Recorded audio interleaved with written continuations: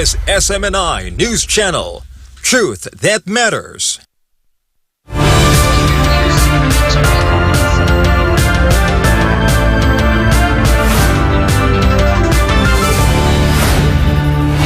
In the headlines, the Kingdom of Jesus Christ, SMNI, and various sectoral groups will take their grievances against the Marcos Jr. regime to the United Nations if justice continues to be elusive in the Philippines.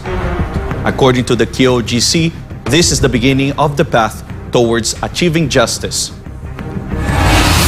The relentless persecution against Pastor Apollo ACQ and the Kingdom of Jesus Christ is a political persecution, according to its legal counsel. Meanwhile, a political commentator believes that America only using Marcos Jr. against Pastor Apollo and the KOJC. In the other news, high-ranking authorities are allegedly pressuring Pauline Canada, one of those charged with human trafficking in the RTC Pasig City, to become a state witness and testify against Pastor Apollo. On the other hand, Canada's lawyer said those who arrested her may face robbery charges and revealed that a general is forcibly hiding the truth behind the rest of Canada. For our top global stories, in Bangladesh, student protesters clashed with the police. The students demand reforms over a system of allocating government jobs and asked for equal access. For weeks, protesters demanded reforms, arguing that the current system is discriminatory and should be replaced with a merit-based system. And Houthi rebels claimed responsibility after an attack killed one person and left several others injured in Tel Aviv, Israel. I'm Frederico Velloso. Newsline World starts now. First in the news, there is a playbook being followed by those behind the continuous harassment of Pastor Apollo ACQ and the Kingdom of Jesus Christ. This is the observation of the KOJC camp. Jade Calabroso reports. Not hiding because of guilt, but because his life is threatened. This was reiterated by the panel in the latest press conference of the Kingdom of Jesus Christ this Thursday regarding the current situation of Pastor Apollo ACQ and the KOJC. Attorney Israelito Torion, legal counsel of KOJC, sees no other reason for the special attention given by the Marcos administration to Pastor Apollo other than political persecution. The special attention really being given by the Marcos administration insofar as the campaign of vilification as against Pastor Apollo ACQ really imply that this is political persecution, because there is no other explanation other than the fact that there is really this unnecessary and much attention being so much employed as against Pastor Apollo ACQ. He added that one clear evidence of this was the June 10, 2024 raid by joint forces of the PNP SAF and CIDG in full battle gear at the KOJC religious compound without search warrants. The June 10 attack is a clear manifestation of that much attention, and excessive force was adopted and was employed for what? For the arrest of a person whose motion for reconsideration is still pending before the Department of Justice, no? And the sheer number of armed personnel which were dedicated vis-a-vis the supposed arrest of Pastor Apollo ACQ, no, would make anyone think that he is the #1 terrorist in the Republic of the Philippines. In the recent press conference, veteran broadcaster Jay Sonza explained why he believes the Marcos administration, along with America, is harassing Pastor Apollo. Dati-dati, sikat sa Amerika, yung mga Protestant movement, sumikat yung kingdom. Halos lahat ng Amerika, may branch na yung, may kingdom nation na. So, yung racket ng mga Amerikano, sa mga simbahan nila, nasira, no? Kasi yung mga hindi alam na marami, yung mga simbahan sa Amerika, yun ang #1 contributor na CIA. Kaya siyempre sasamahan loob nila.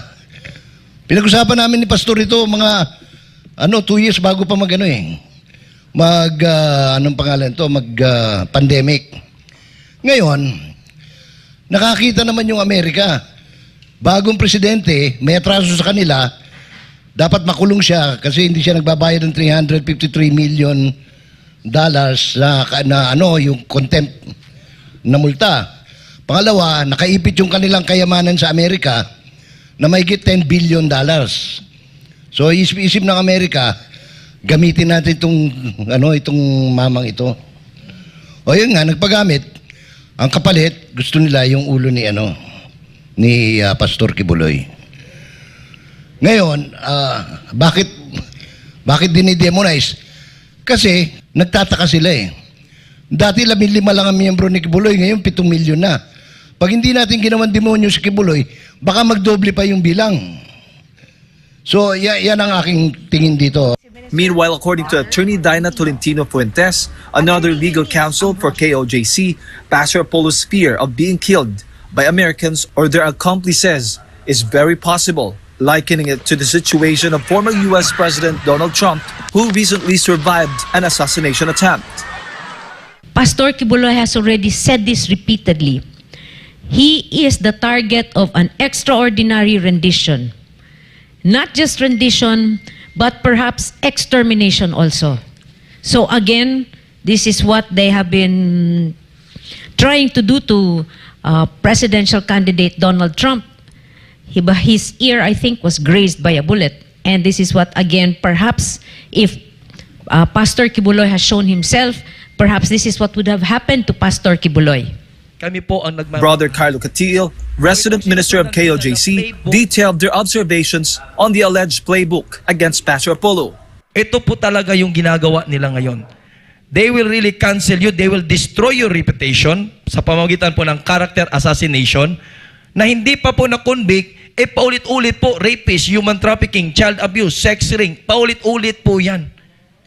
Pabalik-balik po yan. Nakita nyo naman po eh. Then after that po, i-freeze yung mga asset nyo, i-freeze yung mga properties po ninyo, then papasok na po sila dito sa tinatawag natin na rendition at assassination at liquidation. It is noted that under the Marcos administration, within almost a year, the Senate, Congress, DOJ, DILG, PNP, and other government agencies quickly acted to arrest Pastor Apollo. According to former NTF-LCAC spokesperson and now SMNA anchor Dr. Lorraine Badoy, such harassment against Pastor Apollo would not happen under the previous administration, which she describes as a true presidency unlike Bongbong Marcos Jr. Itong president na nakaupo na ito, pinapayagan niya, nilalapa niya, pinapalapa niya tayo sa mga Amerikano, sa mga dayuhan, sa sarili nating bansa, sa sariling mga bahay natin, like this sacred ground.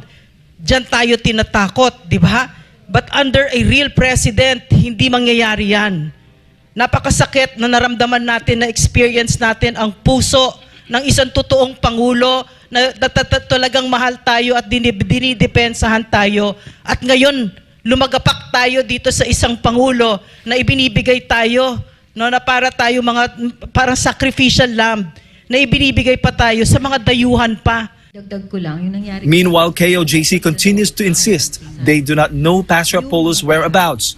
However, they will continue to defend their properties, which the government allegedly plans to seize. They are also calling on the government to stop sending agents around the religious compounds and flying drones day and night in these areas. For God and my beloved Philippines, this has been Jade Calabroso, SMNA News. The Kingdom of Jesus Christ, or KOJC, raises questions as to why mainstream media still gives time and importance to two guilty and convicted child abusers, Sator Campo and Franz Castro. Here's the report from Omar Fosuelo. The media plays a significant role in shaping a nation and society. It serves as a medium for ordinary Filipinos to obtain information, form opinions, and make judgments about various issues facing the country. It is also the duty of the media to keep people updated and informed about what is truly happening around them and in the world. But what if the information presented to the people is lacking or inappropriate to what is truly happening? This is the question of the Kingdom of Jesus Christ, or KOJC, regarding the mainstream media in the Philippines. Instead of helping helping, it seems that the mainstream media is burying the Filipino people in lies. In a press conference, they questioned the apparent giving of airtime to convicted child abusers and NPA recruiters Franz Castro and Satur Ocampo. According to Carlo Catiil, a minister of KOJC, it is puzzling why the mainstream media continues to focus on Castro and Ocampo. He emphasized that rather than interviewing the victims of Castro and Ocampo, the mainstream media still gives importance to the two despite their convictions. Mga mainstream media, nagtataka lang kasi kami pag ganito mga balita, grabe ang pagpapagbigay sila ng airtime.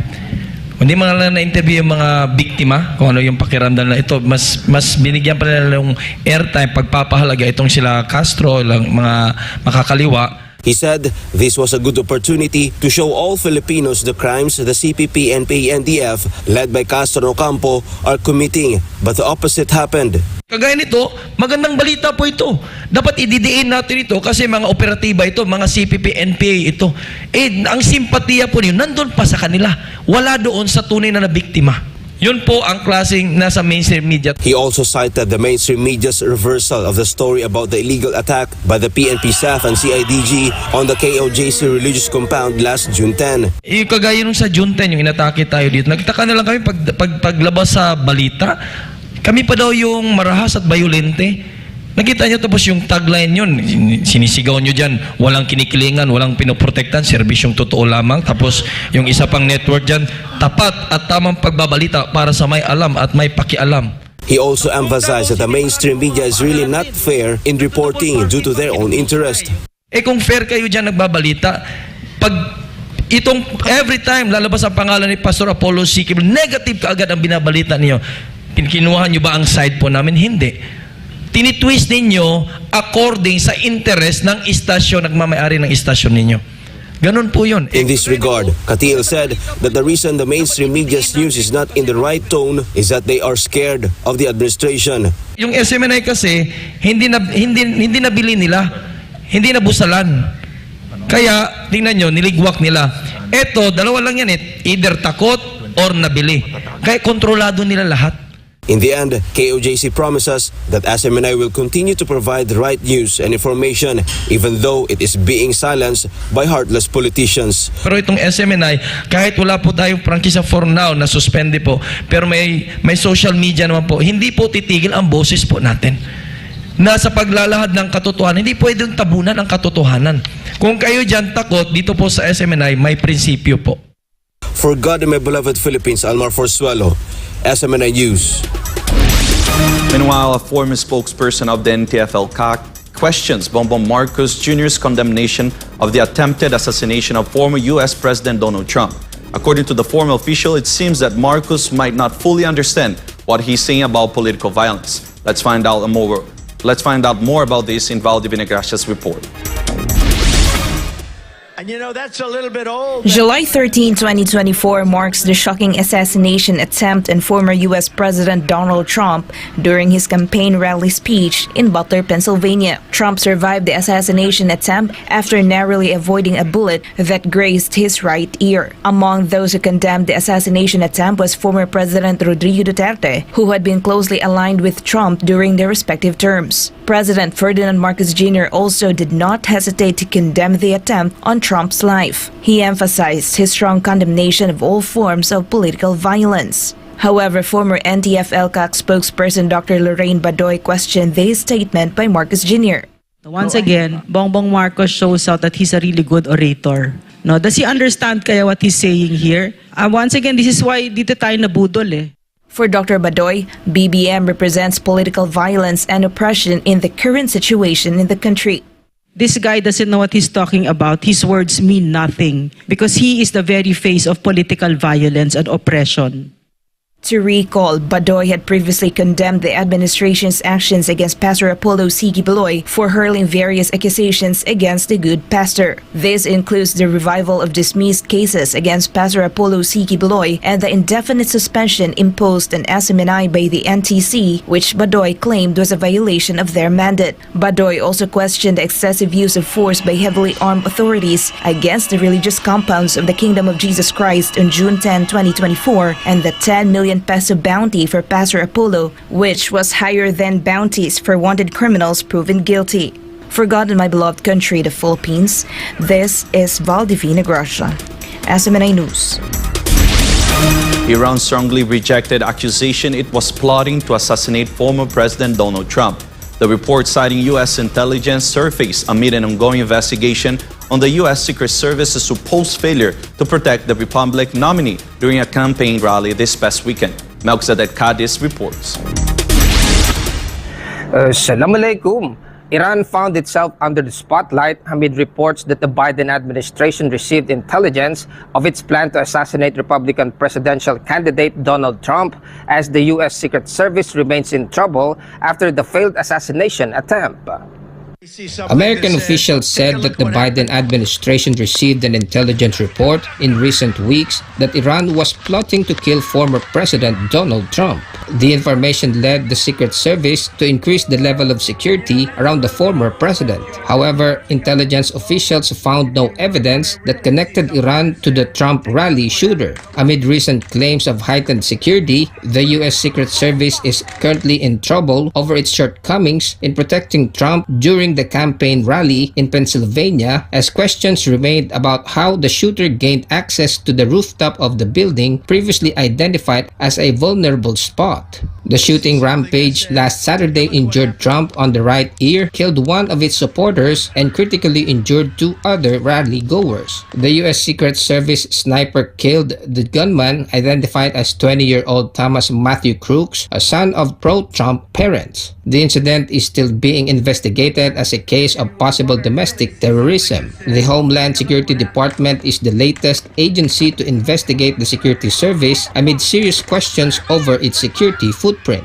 The Iranian Foreign Ministry rejected accusations it is plotting assassination against Trump and denied its involvement in the campaign rally shooting. Acting Foreign Minister Ali Bagheri Kani admitted that Iran is still seeking justice for the assassination of IRGC Commander Qasem Soleimani, who was killed in a drone strike allegedly commanded by Trump. The acting Foreign Minister maintained Iran would resort to legal and judicial procedures in seeking justice for the general's death. Additionally, Foreign Affairs Ministry spokesperson Nasser Kanani said that the Iranian government is committed to pursuing legal action against Trump over the killing of Soleimani and denied a plan to assassinate him. He described the accusations as malicious political motives against Iran.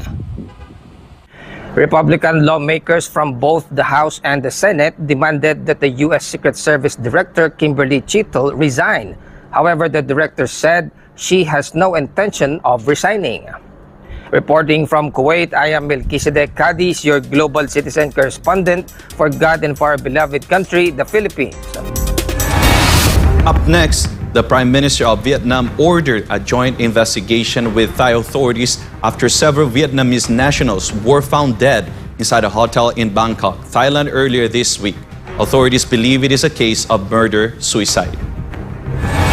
And a CIA's ex-analyst accused of working as a secret spy for the South Korean government in exchange of luxury items. More news when Newsline World returns.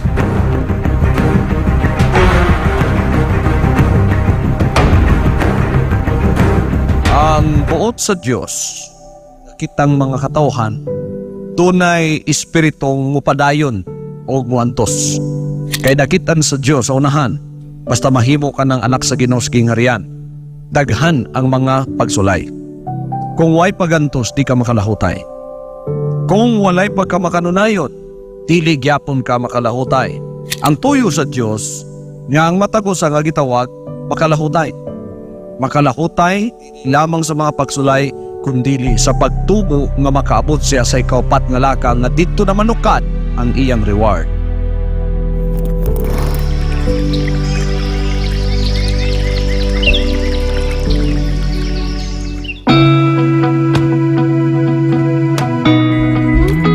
Kung akong tatanungin, kahit saang aspeto, gusto ko garantisado.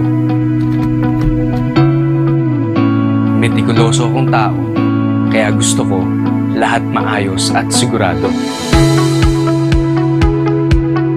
Lahat quality, yung hindi ako makukompromiso, pero sulit ang presyo.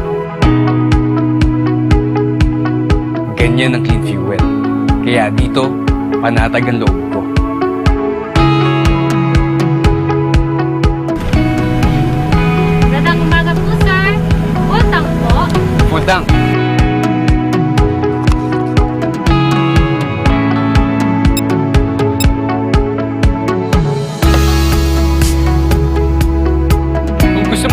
kalidad na gasolina pero sulit ang halaga, mag-Clean Fuel ka.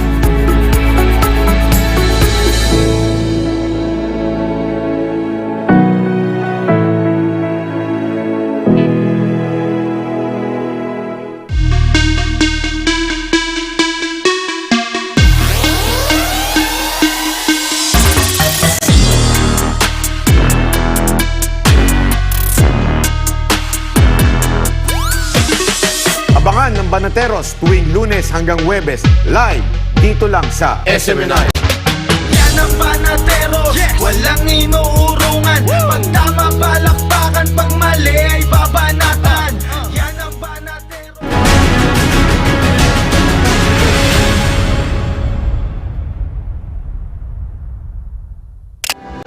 Palapit na tayo dun sa aking pangarap na mag 20 pesos. Pero dahan-dahan lang, aabutin din natin yan.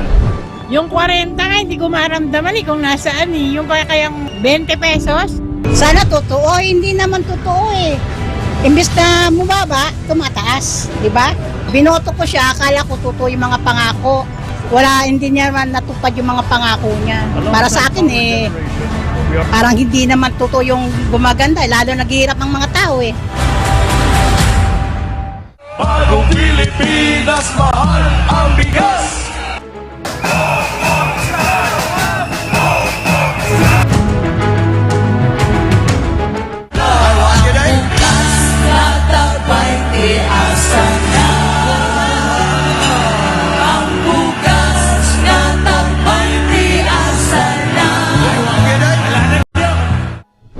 Is 35, ganyan. Ngayon, tingnan mo naman, 50 almost higher than 50. Meron ka mabibili na mas lower, pero parang hindi na pang human consumption. Pang ano na? Sa mga kasi kung aso namin, hindi kakain yan eh. Nabulol kasi inaasahan din namin yun, di ba? Na magkakaroon ng 20 pesos. Eh, hanggang ngayon, wala pong nakikitang 20 pesos ang bigas.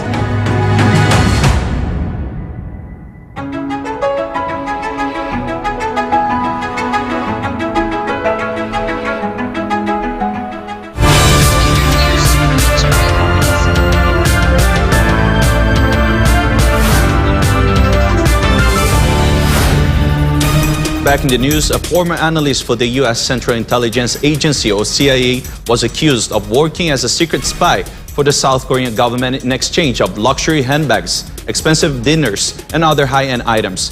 Kim Sang reports. American prosecutors indicted a former CIA analyst on charges of working as an agent for the South Korean government, which ran for more than a decade. A 31-page indictment filed before a federal court in New York on Monday accused Sumi Terry of disclosing sensitive U.S. government information to the South Korean government, but did not register as a foreign agent with American officials. She faces 2 counts of failing to register as a foreign agent and conspiracy to violate the Foreign Agents Registration Act. Born in Seoul, Terry moved to the United States at the age of 12. She previously worked as a senior official for the White House National Security Council. Terry is also a senior fellow for Korea Studies at the Council on Foreign Relations think tank, with expertise on East Asian issues such as North Korea. She allegedly started spying for South Korea in October 2013, or 5 years after she left the CIA. For nearly 10 years, Terry used her position as a respected foreign policy expert to access and disclose sensitive U.S. government information to South Korean intelligence, as well as to influence U.S. policy in favor of South Korea. The 54-year-old former CIA analyst is said to have an expensive taste, as she accepted luxurious rewards in exchange for working as a spy for South Korea.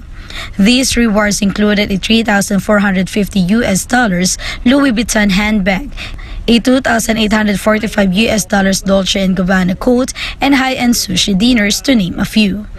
Terry denied the charges against her, while her attorney said the allegations against her clients were unfounded, adding that the former CIA analyst was, in fact, a harsh critic of the South Korean government. Reporting from South Korea, this is Kim Sung, your global citizen correspondent for God in our beloved country, the Philippines. The Prime Minister of Vietnam ordered a joint investigation with Thai authorities after several Vietnamese nationals were found dead inside a hotel in Thailand's capital, Bangkok, earlier this week. The case that rocked Thailand is being monitored by authorities from both sides as more updates of the incident unfolded within the past 48 hours. Chat Mongon Pisamangazan reports. The Vietnamese embassy in Thailand has been coordinating closely with Thai authorities to offer assistance and stay updated on the investigation concerning the deaths of 6 foreigners inside a luxury hotel in Bangkok's Pathumwan district. Shocking details of the case emerged since the bodies of the 6 foreigners were discovered inside a room in the Grand Hyatt Erawan Hotel on Tuesday. The deceased include 4 Vietnamese citizens and 2 Vietnamese Americans aged between 37 to 56 years old. One of the deceased was declared a suspect in a case deemed as murder-suicide. The Vietnamese American suspect was identified as 56-year-old Sherin Chong, whom the police believe poisoned her colleagues before killing herself. Chong allegedly accrued huge debts after investing in a hospital in Japan. She convinced a married couple and 2 other victims among the deceased group to pour funds into the project, but reportedly failed and lost some 10 million baht, causing arguments between them. The Vietnamese couple in the group filed a lawsuit against Chong, and they were supposed to meet in court 2 weeks from now. Traces of cyanide were discovered in the cups they used and in their bodies during autopsies. She and her victims died from the poison before they could touch their food. The hotel staff discovered the bodies after they checked the guests who failed to check out on time. Vietnamese Prime Minister Pham Minh Chinh issued an urgent directive for local officials to collaborate with the Thai police and to constantly update family members regarding the case. Reporting from Thailand, I'm Shadmongkon Bisamay Koson, your Global Citizens correspondent for SM9 News Channel. Yemen's Houthi rebels claimed responsibility after an aerial attack killed 1 person and left several others injured in Tel Aviv, Israel. Chris Ackel will tell us more. An explosion rocked Israel's former capital after an Iranian-made drone struck a neighborhood near the U.S. Embassy on Friday. The drone managed to penetrate Israel's defense system and strike a building. Shrapnels fell over and shards of glass spread all over the city. The explosion killed 1 person and injured 10 others. The Iran-backed Houthi rebels in Yemen, located more than 1,000 miles away from Israel, claim responsibility for the attack.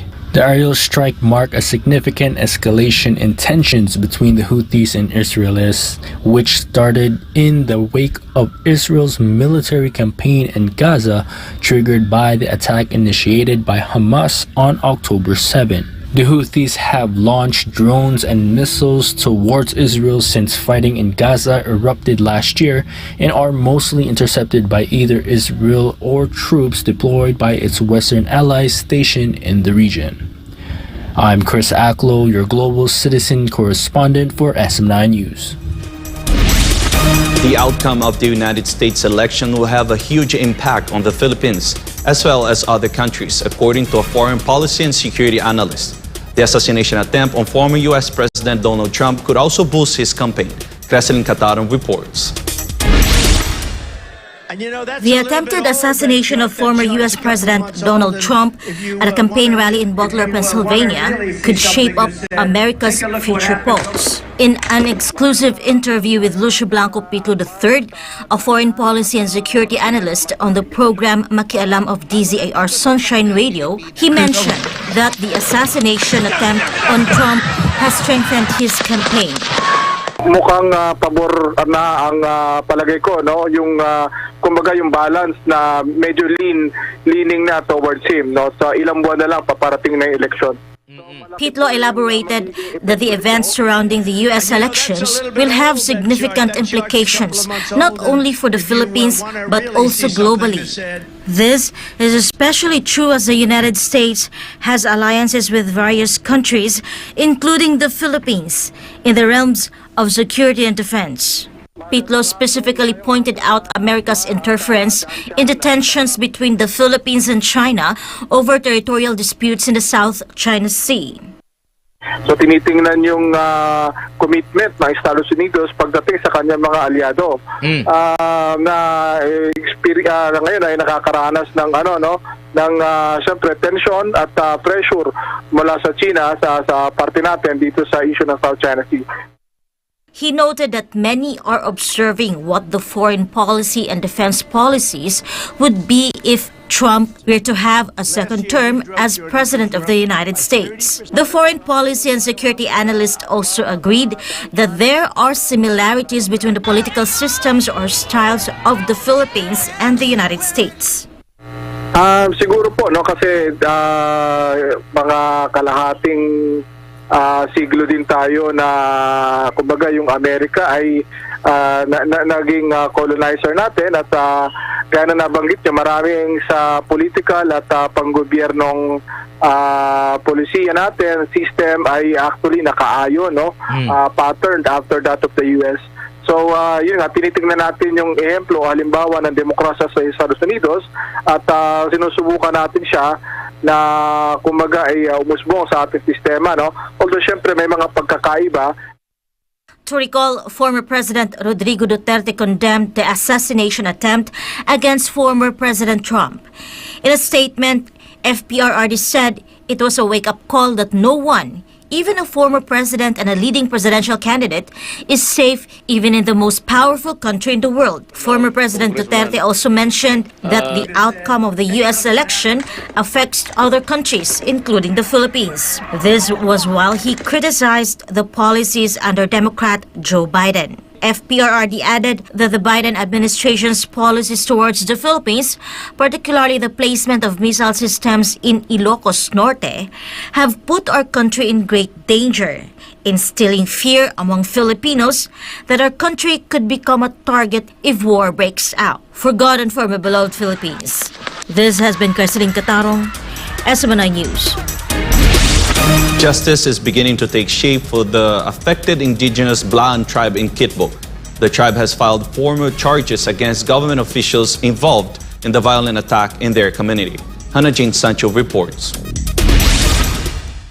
On the afternoon of July 19, 2024, members of the Bilaan tribe went to the prosecutor's office in Alabel, Sarangani. They represent their fellow IPs whose homes were raided on June 10, 2024 by the PNP Special Action Force personnel in full battle gear. The violent attack by the combined forces of the PNP Special Action Force and the Criminal Investigation and Detection Group on the KOJC religious compounds left deep scars. The said attack was conducted to locate Pastor Apollo Sikibuloy. Pastor Apollo had built facilities for the Blaan tribe in their community, and some KOJC missionaries were assigned there. According to the KOJC Legal Counsel, Attorney Adam Jambangan, the filing of the case marks the beginning of justice for the victims. This is important because on their part, and even as a legal practitioner, somebody must be answerable of the commission of the crime that was taken place during the June 10 incident.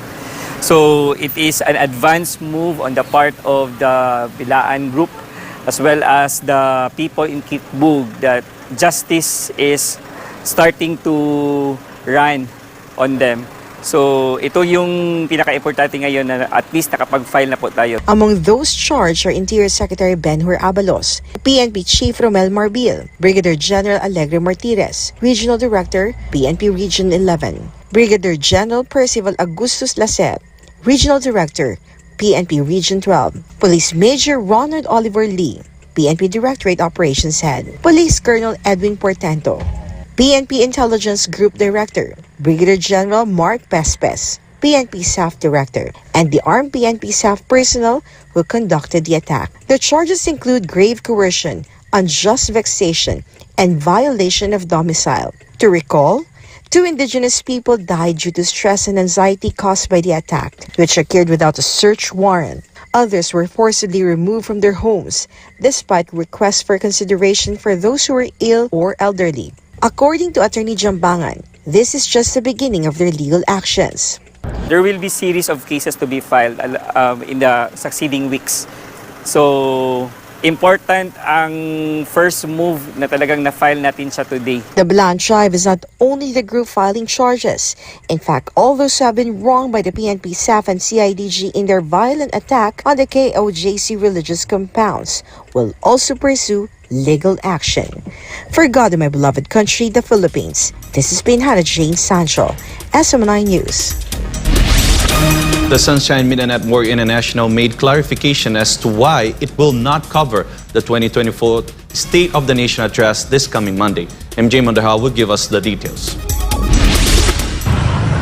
SMNI was not allowed to cover inside the Batasang Pambansa complex for the 2024 State of the Nation address or SONA of President Bongbong Marcos Jr. According to the network's consultant, veteran newsman Jay Sonsa, the accreditation of the network's technical team was not approved. There was also no spot allocated for SMNI in the North Wing lobby of the Batasan complex, where various news organizations set up their broadcast equipment to cover the arrival of VIPs on the red carpet leading to the plenary of the House of Representatives.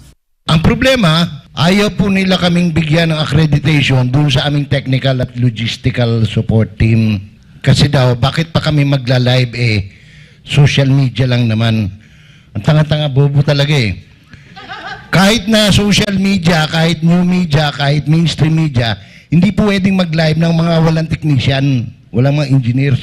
As part of its public affairs mandate, SMNI prepares for the annual SONA of the President. Every year, the network, along with other news organizations, set up at the House to cover the SONA. However, this year is different because a bill was passed in the House to nullify the franchise law of SMNI. The House also serves as the basis for the National Telecommunications Commission, or NTC, to impose an indefinite suspension on the network, which is still in effect. Such actions taken against SMNI stem from a question posed by one of its program hosts, Jeffrey Celis, about whether the travel funds of the Office of the Speaker reached at 1.8 billion pesos last year.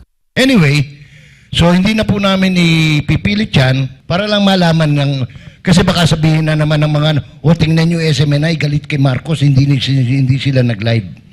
Diba? Kaya nililiwanag po natin ngayon pa lang. Para at least malaman ninyo. Gustuhin man namin para maging pantay, sila na ho, dinisapprove ho ng Malacanang at saka ng Office ni Speaker yung accreditation ng aming technical team. Kaya hindi po kami pwedeng mag-live ng direct from the Batasan Complex. Salamat po. For Gunable of Philippines, MJ Mondeja, SMNI News. Generals are trying to persuade co-accused Pauline Canada to become a state witness against Pastor ACQ. This was confirmed by Canada herself to the Legal Counsel of the Kingdom of Jesus Christ. Concurrently, those who arrested Canada could face robbery charges. Jason Rubico for the details. The Philippine National Police violated Pauline Canada's Miranda rights by not allowing her to speak with her lawyer after she was arrested on the afternoon of July 11, 2024 and flown to Camp Crame. Several hours passed before Canada was able to speak with KOJC legal counsel, Attorney Israelito Torion, despite numerous attempts by the lawyer to contact Police Regional Office 11, Brigadier General Nicolas Torre. Torre insisted that he did not receive any texts or calls from Attorney Torion. However, the lawyer maintained that text messages and call logs do not lie. So, text messages do not lie. Call logs do not lie. So this only goes to show really that General Torre is trying to hide the fact that we tried to give assistance to our client but he refused it. He ignored it. According to Torion, anyone who violates Republic Act 7438 may face imprisonment for 8 to 10 years and may be subject to absolute perpetual disqualification or may never hold any government position. There is really a violation. As a matter of fact, it is a stark violation because General Torre is a general. However, KOJC legal counsel discovered that the violations of those who arrested Canada did not end there. Illegal confiscation of several items from Canada's home, such as desktop computer, tablet, automatic BP monitor, smartwatch, AirPods, and chargers was captured on CCTV despite the absence of a search warrant.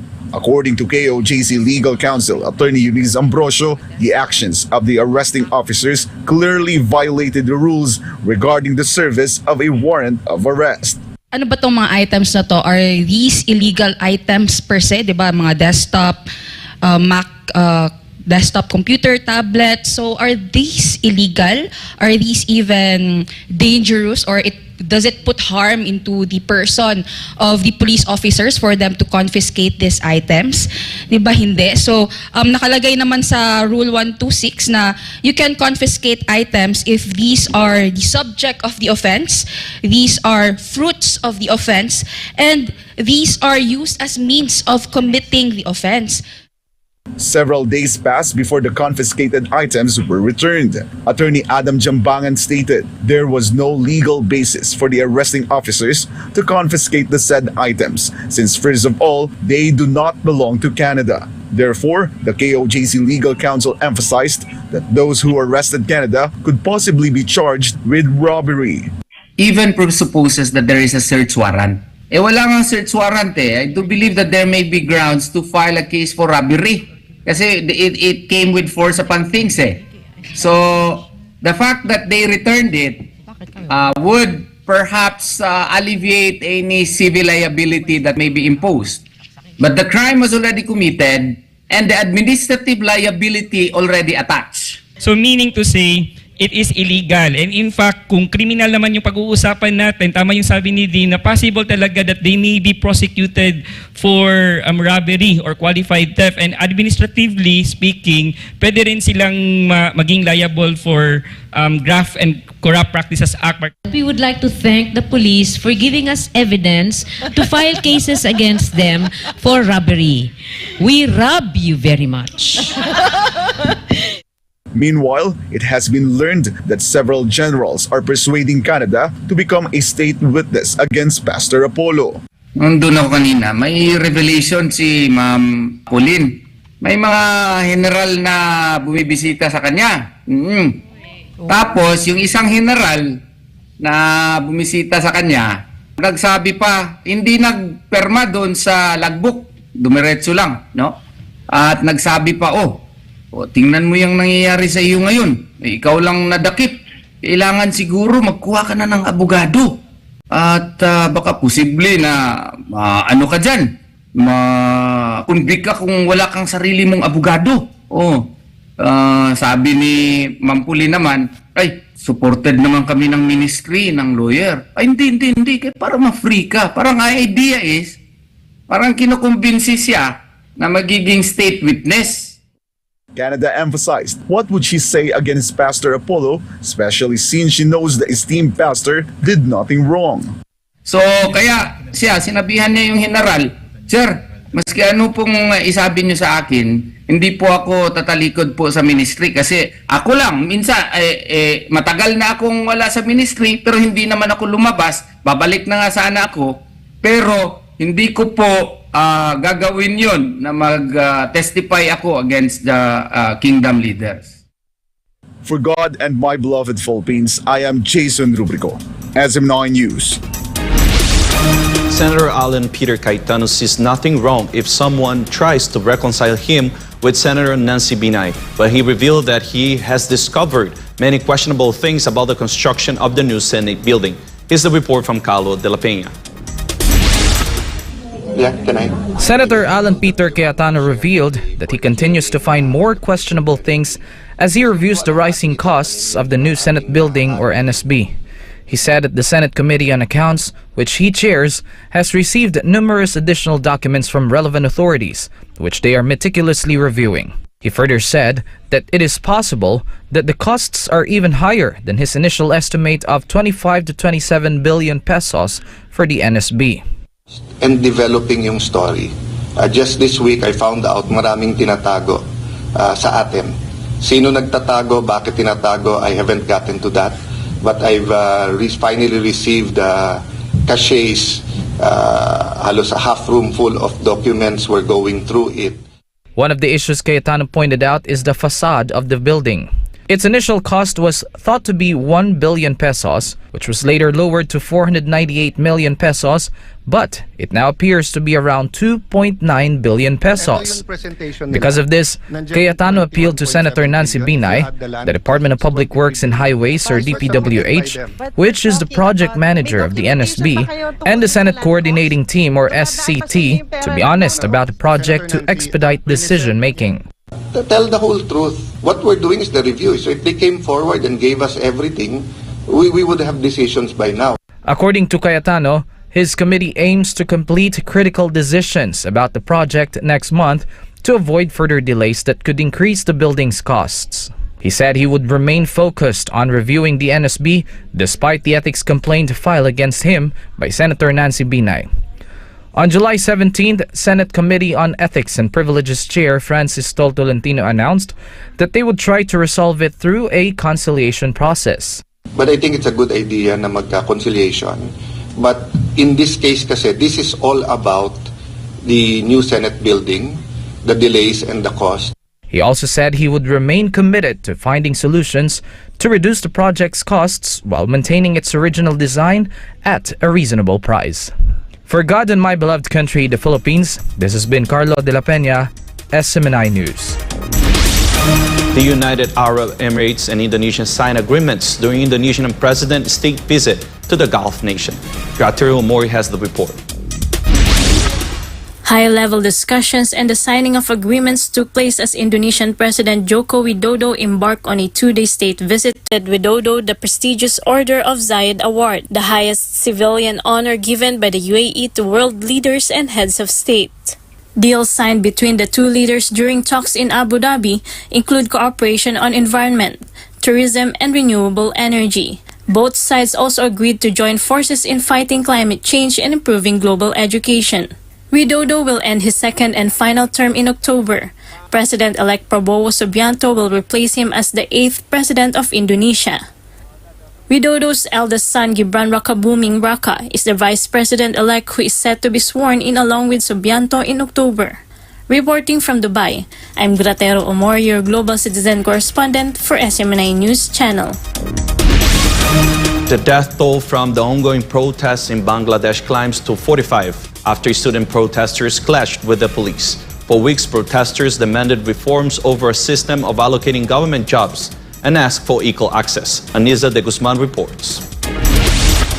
Private and public universities and colleges in Bangladesh have been shut down indefinitely after a measure reinstated by the High Court last month sparked massive demonstrations in the country. Protesters demanded an end to the quota system for government jobs reinstated by the government, which they argued favors allies of the country's ruling party, Awami League. The quota system reserves up to 30% of government jobs for family members of veterans who fought in the Bangladesh Liberation War in 1971. Protesters said the system is discriminatory and benefits supporters of Prime Minister Sheikh Hasina and proposed replacing it with a merit-based system. Sheikh Hasina is the current president of the ruling Awami League, the oldest political party in Bangladesh, known for leading the struggle for independence in 1971.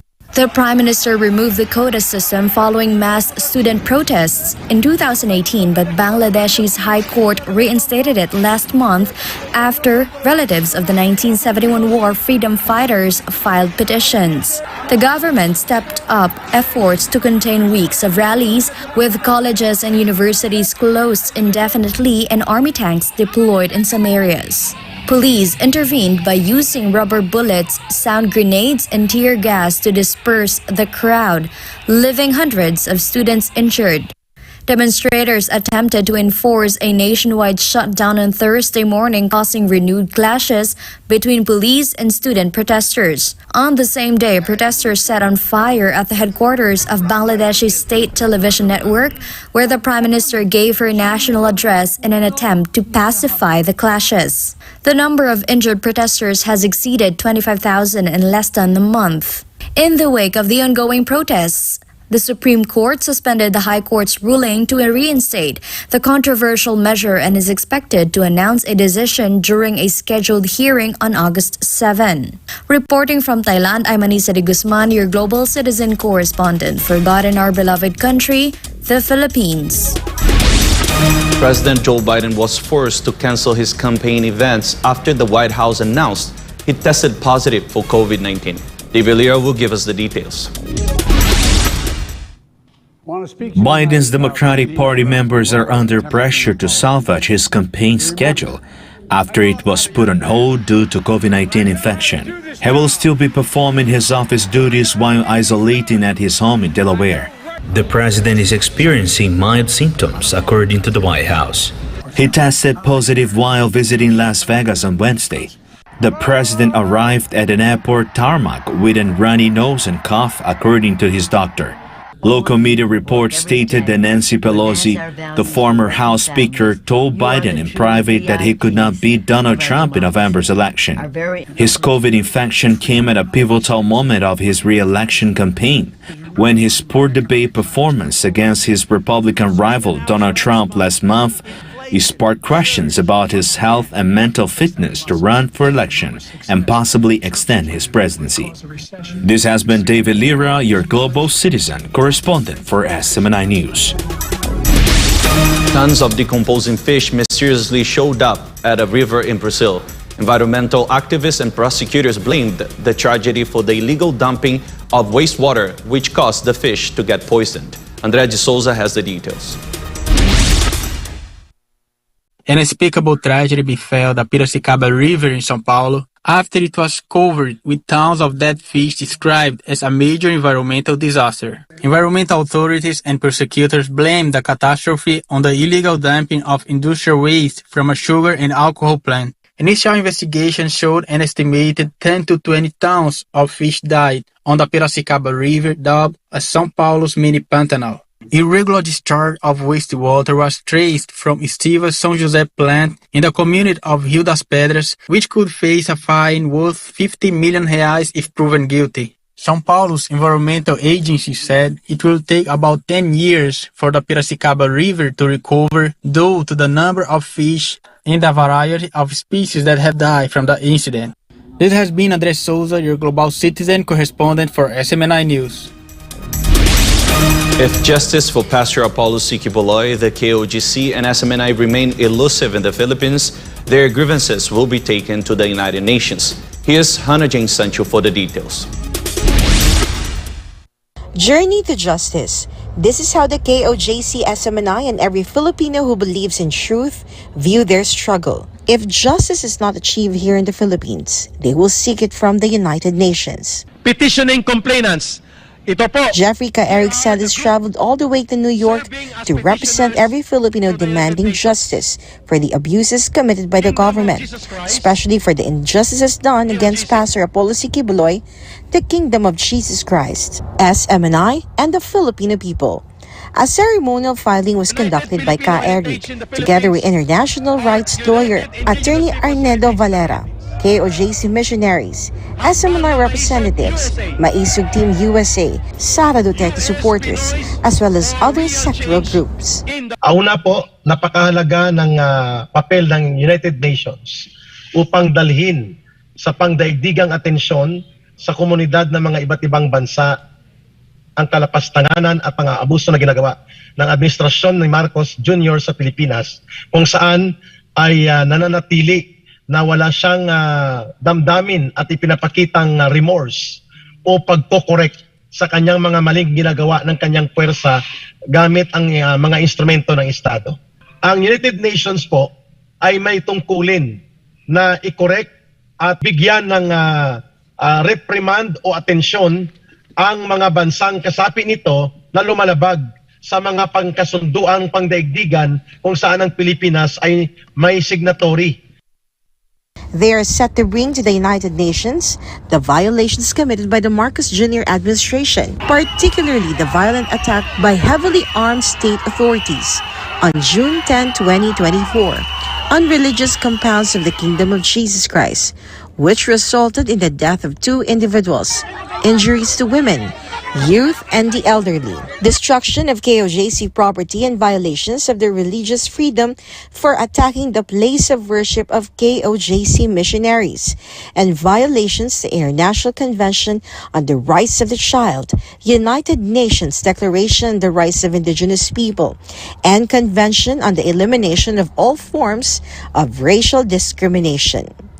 Among the complainants are Kingdom of Jesus Christ, SMNI or Sunshine Media Network International, Sambayanang People's Organization and Alliance Sentrong Alyansa ng mga mamamayan para sa bayan, United Filipino Heritage of the Philippines or UNIFIL, Hakbang ng Maisog USA, and US Pinoys for Real Change in the Philippines. KOJC Legal Counsel Attorney Israelito Torreon explained the symbolism of the ceremonial filing of the KOJC in the UN headquarters in New York.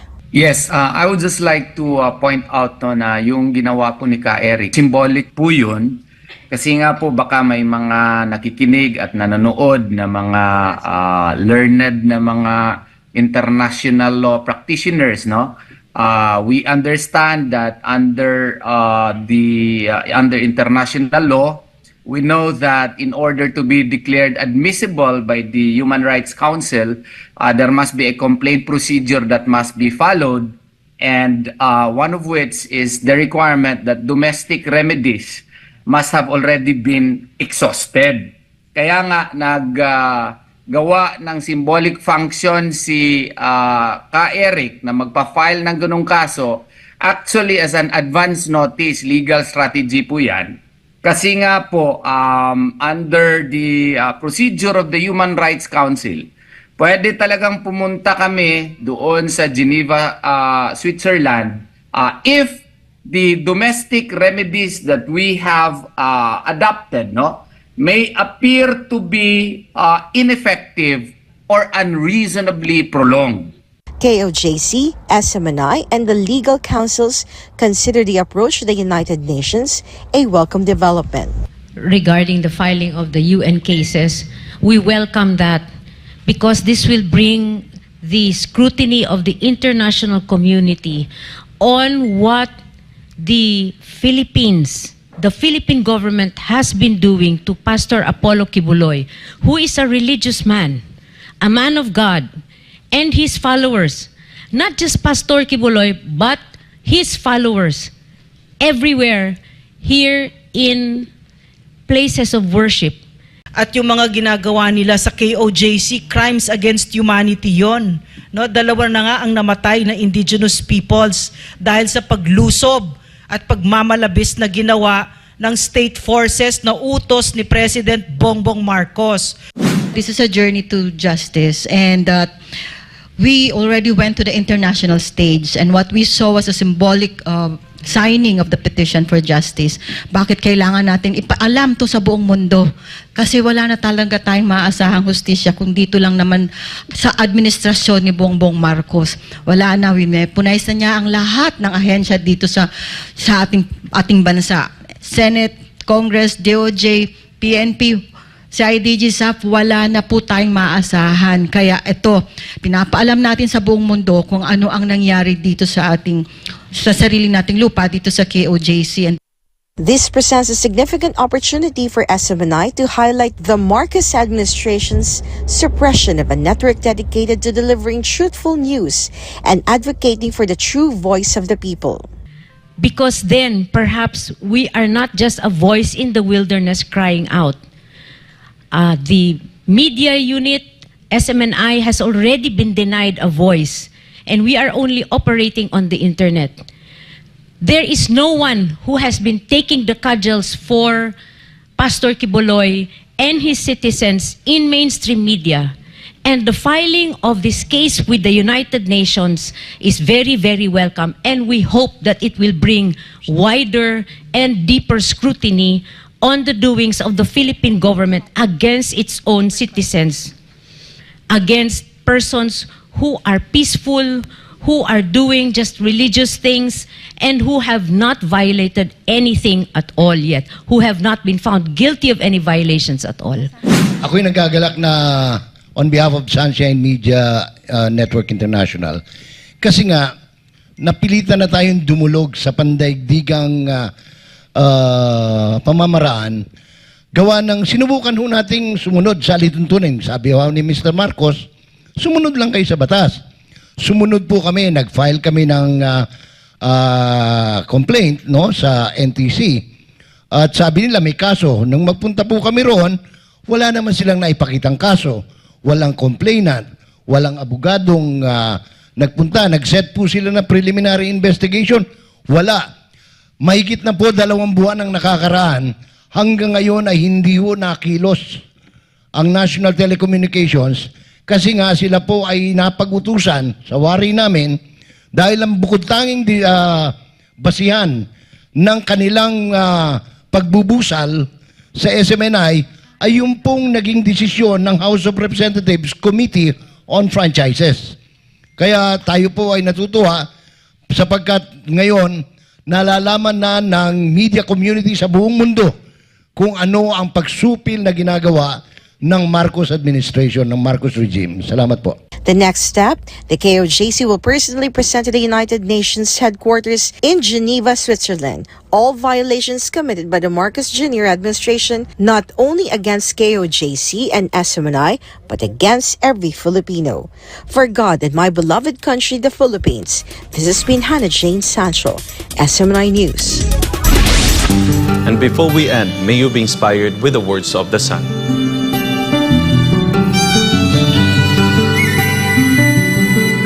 Humility and sincerity are what counts in the character of a man.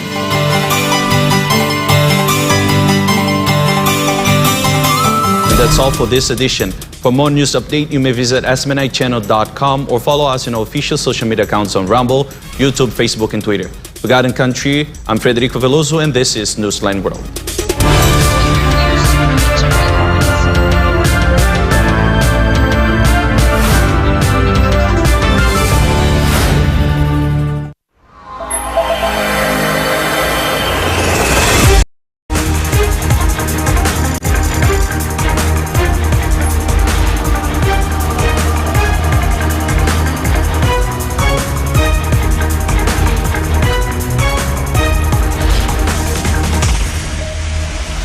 This is SMNI News Channel.